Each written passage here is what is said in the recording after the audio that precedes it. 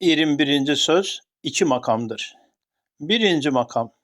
Bismillahirrahmanirrahim. İnne salate kânet alel mu'minine kitaben mefkûte. Bir zaman sinnen, cismen, rütbeten büyük bir adam bana dedi. Namaz iyidir. Fakat her gün beşer defa kılmak çoktur. Bitmetiğinden usanç veriyor. O zatın o sözünden hayli zaman geçtikten sonra nefsimi dinledim. İşittim ki aynı sözleri söylüyor ve ona baktım. Gördüm ki tembellik kulağıyla şeytandan aynı dersi alıyor. O vakit anladım. O zat o sözü bütün nüfusu emmarenin namına söylemiş gibidir veya söylettirilmiştir. O zaman ben dahi dedim, madem nefsim emmaredir, nefsini ıslah etmeyen başkasını ıslah edemez. Öyleyse nefsimden başlarım. Dedim, ey nefis, cehli mürekkep içinde, tembellik döşeğinde, gaflet uykusunda söylediğin şu söze mukabil 5 ikazı benden işit. 1. ikaz. Ey bedbah nefsim, acaba ömrün ebedi midir? Hiç kat'i senedin var mı ki gelecek seneye belki yarına kadar kalacaksın? Sana usanç veren tevehhümü ebediyettir. Keyif için ebedi dünyada kalacak gibi nazlanıyorsun. Eğer anlasa iydin ki ömrün azdır. Hem faydasız gidiyor. Elbette onun 24'ten birisini hakiki bir hayat ebediyenin saadetine medar olacak. Bir güzel ve hoş ve rahat ve rahmet bir hizmete sarf etmek. Usanmak şöyle dursun, belki ciddi bir iştiyak ve hoş bir zevki tahrike sebep olur. 2. ikaz. Ey şikenperver nefsim, acaba her gün ekmek yersin, su içersin, havayı teneffüs edersin. Sana onlar usanç veriyor mu? Madem vermiyor, çünkü ihtiyaç tekerrür ettiğinden. Usanç değil belki telezzüz ediyorsun. Öyleyse hane-i cismimde senin arkadaşların olan kalbimin gıdası, ruhumun ab-ı hayatı ve latife-i Rabbaniyemin hevai nesimini cezbe celbeden namaz dahi seni usandırmamak gerektir. Evet, nihayetsiz teessürat ve elemlere maruz ve müptela ve nihayetsiz telezzüzata ve emellere meftun ve pürsevda bir kalbin kut ve kuvveti, her şeye kadir bir Rahim-i Kerim'in kapısını niyaz ile çalmakla elde edilebilir. Evet, şu fani dünyada kemal-i süratle vavila-i firaki koparan giden, ekser mevcudatla alakadar bir ruhun ab-ı hayatı ise, her şeye bedel bir mabud-u bakinin, bir mahbub-u sermedinin çeşme-i rahmetine namaz ile teveccüh etmekle içilebilir. Evet, fıtraten ebediyeti isteyen ve ebed için halk olunan ve ezeli ve ebedi bir zatın aynesi olan ve nihayetsiz derecede nazik ve letafetli bulunan zişur bir sırrı insani, zinur bir latife-i Rabbaniye, şu kesavetli ezici ve sıkıntılı geçici ve zulümetli ve boğucu olan ahval-i dünyeviye içinde elbette teneffüse pek çok muhtaçtır ve ancak namazın penceresiyle nefes alabilir. 3. ikaz. Ey sabırsız nefsim! Acaba geçmiş günlerdeki ibadet külfeti ve namazın meşakkat ve musibet zahmetini bugün düşünüp mustarip olmak, hem gelecek günlerdeki ibadet vazifesini ve namaz hizmetini ve musibet elemini bugün tasavvur edip sabırsız göstermek hiskar akıl mıdır? Şu sabırsızlıkta misalin şöyle bir sersem komandana benzer ki düşmanın sağ cenah kuvveti onun sağındaki kuvvetine iltihak etmiş ve ona taze bir kuvvet olduğu halde o tutar mühim bir kuvvetini sağ cenaha gönderir ve merkezi zayıflaştırır. Hem sol cenahta düşmenin askeri yok iken ve daha gelmeden büyük bir kuvvet gönderir. Ateş et emrini verir. Merkezi bütün kuvvetten düşürtür. Düşman işi anlar. Merkeze hücum eder, tarumar eder. Evet, buna benzersin. Çünkü geçmiş günlerin zahmeti bugün rahmete kalp olmuş. Elemi gitmiş, lezzeti kalmış. Külfeti keramete iltihak ve meşakkati sevaba inkılap etmiş.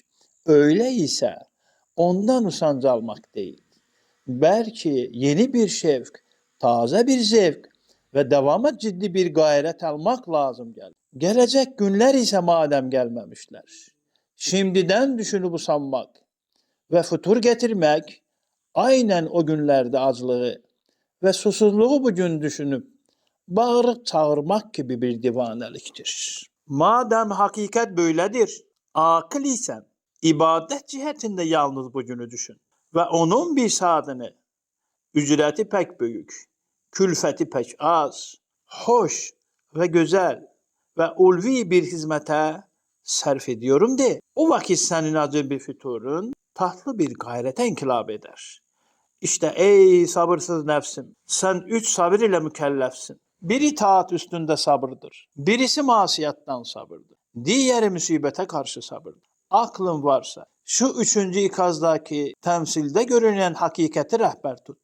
Merdane ya sabırdı. 3 sabrı omzuna al. Cenab-ı Hakk'ın sana verdiği sabır kuvvetini eğer yanlış yolda dağıtmazsan her meşakkata ve her musibete kafi gelebilir. O kuvvetle dayan. 4. ikaz. Ey sersem nefsim! Acaba şu vazifeyi ubudiyet neticesiz midir? Ücreti az mıdır ki sana usanç veriyor?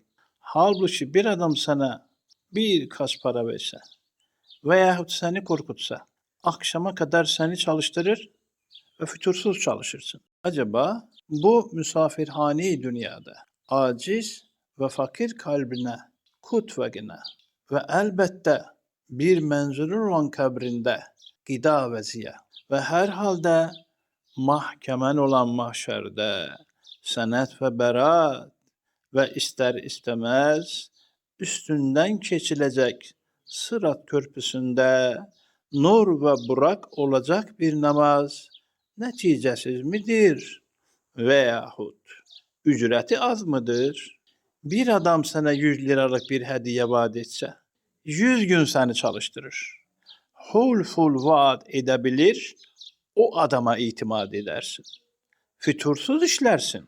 Acaba hulful vaat hakkında muhal olan bir zat, cennet gibi bir ücreti ve saadeti ebediye gibi bir hediyeyi sana vaat etse, pek az bir zamanda, pek güzel bir vazifete seni istihdam etse, sen hizmet etmezsen veya isteksiz, suhra gibi veya usançla, yarım yamalak hizmetin, onu vaadinde ittiham ve hediyesini istihfaf etsen, pek şiddetli bir tadibe ve dehşetli bir tazibe müstahak olacağını düşünmüyor musun? Dünyada hapsin korkusundan, en ağır işlerde fütursuz hizmet ettiğin halde, cehennem gibi bir hapsi ebedinin haffı, en hafif ve latif bir hizmet için sana gayret vermiyor mu? 5. ikaz.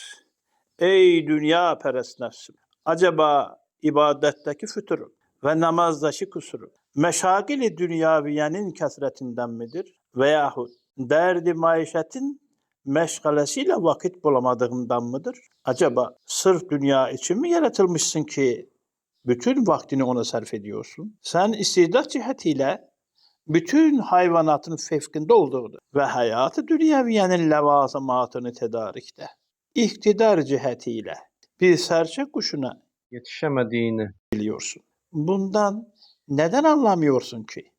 Vazifeyi asliyen hayvan gibi çabalamak değil. Belki hakiki bir insan gibi. Hakiki bir hayatı daime için sayitmektir. Bununla beraber meşagili dünyeviye dediğin çoku sana ait olmayan ve fuzuli bir surette karıştırdığın malayani meşgalelerdir. En elzemini bırakıp güya binler sene ömrün var gibi en lüzumsuz malumat ile vakit geçiriyorsun. Mesela Zühal'ın etrafındaki halkaların keyfiyeti nasıldır ve Amerika tavukları ne kadardır gibi kıymetsiz şeylerle kıymetler vaktini geçiriyorsun. Güya kozmografi ilminden ve istatistikçi fendinden bir kemal arıyorsun. Eğer desen beni namazdan ve ibadetten alıkoyan ve fütur veren öyle lüzumsuz şeyler değil. Belki derdi maişetin zarur işleridir. Öyleyse ben de sana derim ki eğer 100 kuruş bir gündelik ile çalışsa, sonra biri gelse, dese ki gel 10 dakika kadar şurayı kaz. 100 lira kıymetinde bir pırlanta ve bir zümrüt bulacaksın. Sen ona yok gelmem çünkü 10 kuruş gündeliğimden kesilecek. Nafakam azalacak desen ne kadar divane bir bahane olduğunu elbette bilirsin. Aynen onun gibi. Sen şu bağında nafakan için işliyorsun. Eğer farz namazını terk etsen, bütün sayin semeresi yalnız dünyevi ve ehemmiyetsiz ve bereketsiz bir nafakaya münhasır kal. Eğer sen istirahat ve teneffüs vaktini ruhun rahatına, kalbin teneffüsüne medar olan namaza sarf etsen, o vakit bereketli nafakayı dünyeviye ile beraber senin nafakayı uhraviyene ve zat-ı ahiretine ehemmiyetli bir menba olan iki madeni manevi bulursun. Birinci maden, bütün bağında yetiştirdiğin çiçekli olsun, meyveli olsun, her nebatin, her ağacın tesbihatından güzel bir niyet ile bir hisse alıyorsun. Haşiye, bu makam bir bağda bir zata bir destir ki bu tarzıyla beyan edilmiş.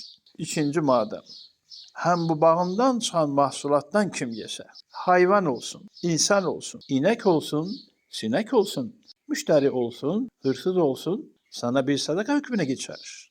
Fakat o şart ile ki sen Razzak-ı Hakiki namına ve izni dairesinde tasarruf etsen ve onun malını onun mahlukatına veren bir tevziat memuru nazarıyla kendine baksan. İşte bak, namazı terk eden ne kadar büyük bir hasaret eder, ne kadar ehemmiyetli bir serveti kaybeder ve saye pek büyük bir şek veren ve amalda büyük bir kuvvet-i maneviye temin eden o iki neticeden ve o iki madenden mahrum kalır.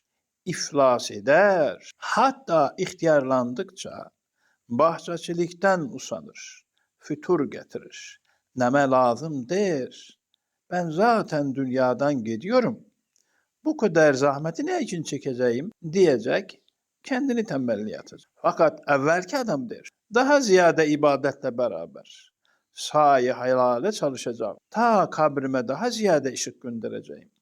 Ahiretime daha ziyade zahiri tedarik edeceğim. Elhasıl, ey nefis, bil ki dünkü gün senin elinden çıktı. Yarına ise senin elinde senet yok ki ona maliksin. Öyleyse hakiki ömrünü bulunduğun gün bil.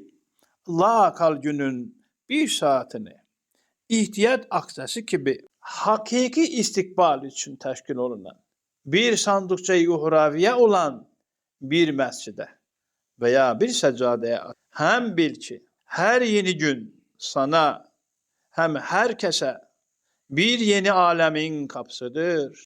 Eğer namaz kılmazsan senin o günkü alemin zulümatlı ve perişan bir halde gider. Senin aleyhinde alemi misalda şehadet eder.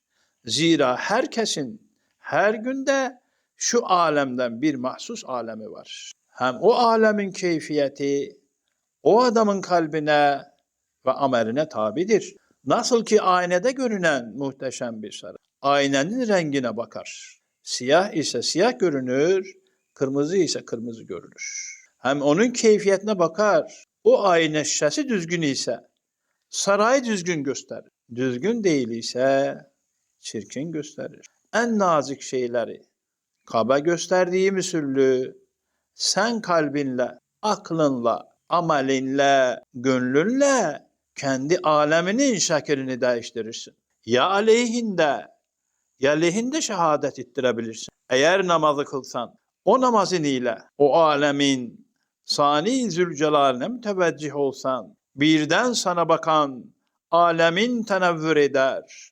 Adeta namazın bir elektrik lambası ve namaza niyetin onun düğmesine dokunması gibi o alemin zulümatını dağıtır. Ve o hercü merci dünyeviyedeki karma karışık, perişaniyet içindeki tebeddülat ve harekat, hikmetli bir intizam ve manidar bir kitabeti kudret olduğunu gösterir. Allah nuru semavati vel er ayeti pür envarından bir nuru senin kalbine serper. Senin o günkü alemini o nurun inkasıyla ışıklandırır.